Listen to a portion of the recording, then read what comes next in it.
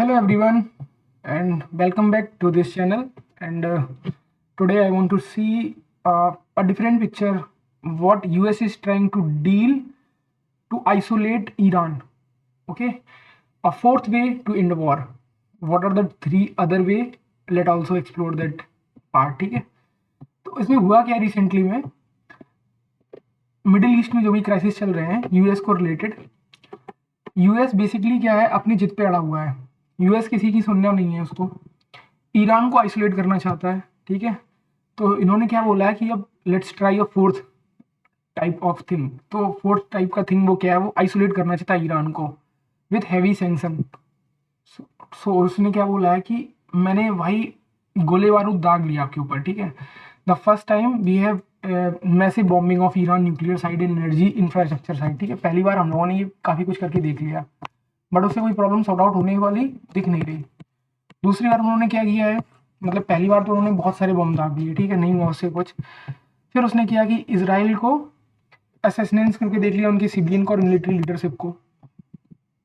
Then second time उन्होंने किया कि नवल ब्लॉकेट कर दिया water base around the state of Hormuz के। And now the fully economic punitive route that administration officially believe would make military campaign unnecessary.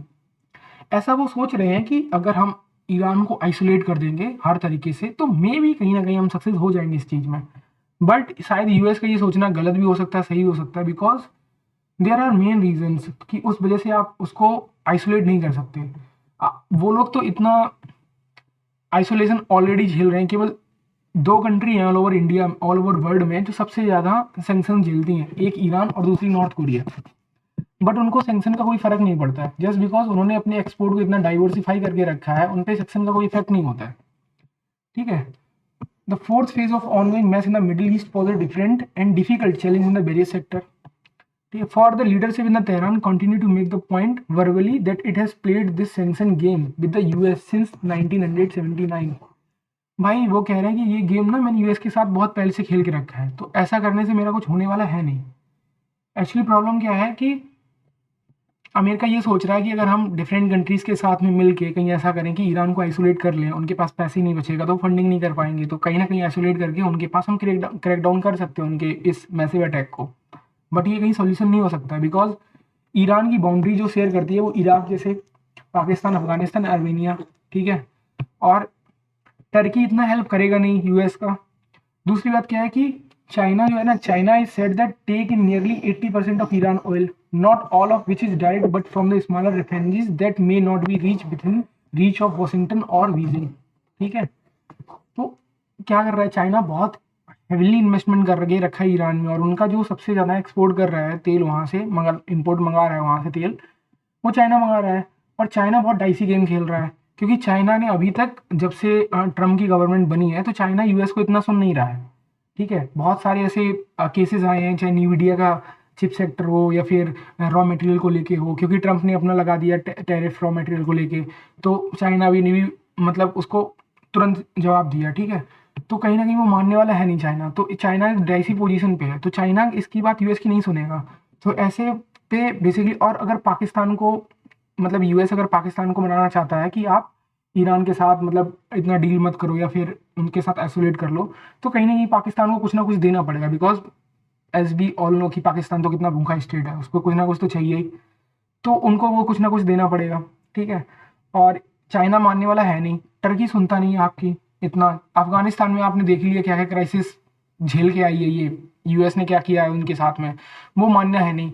तो कहीं ना कहीं ये ट्रम्प की जो पॉलिसी है ना वो कहीं ना कहीं फेल करेगी, और आइसोलेट करना ईरान को इट इज़ नॉट पॉसिबल। और इसके चलते ना बहुत सारे क्राइसिस आ रहे हैं, बिकॉज जो अपनी स्टेट ऑफ हार्मोज है ना, वहाँ से तेल डील नहीं आ पा रही है, इतना एक्सपोर्ट नहीं हो पा रहा जितना होना चाहिए अच्छे से। तो कहीं ना कहीं इन्फ्लेशन और राइज हो रहा है, और वो आने वाले टाइम में और ज़्यादा राइज होगा।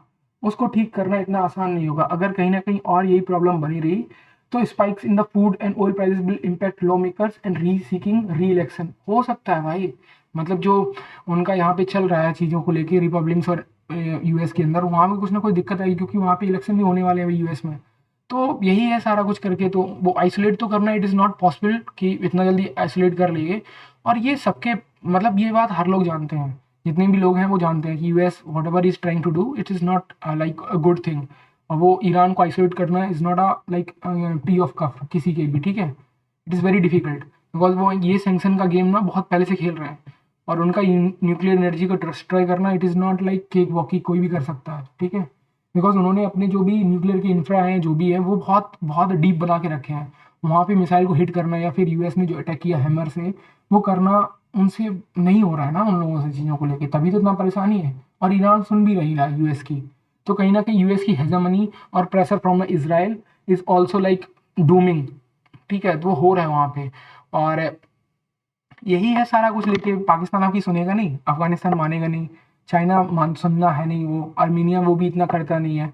तो फिर कैसे आप डील कर सकते हो, उसको आइसोलेट कर सकते हो? आइसोलेट तो तब होगा ना जब हर एक कंट्री सुने, जाके हर एक कंट्री माने। ट्रम्प तो किसी की सुन नहीं रहे हैं बिकॉज सब पे टैरिफ पे टैरिफ टैरिफ पे टैरिफ लगा रहे हैं, तो भाई ऐसे तो इकोनॉमी नहीं रन कर सकती ना। तो इसी टॉपिक में यही बताना था, a fourth way to end a war and US is facing some difficulties to isolate Iran. So what is the difficulties I have explain in this video, और let's see, I will see you in the next video, okay. चलो।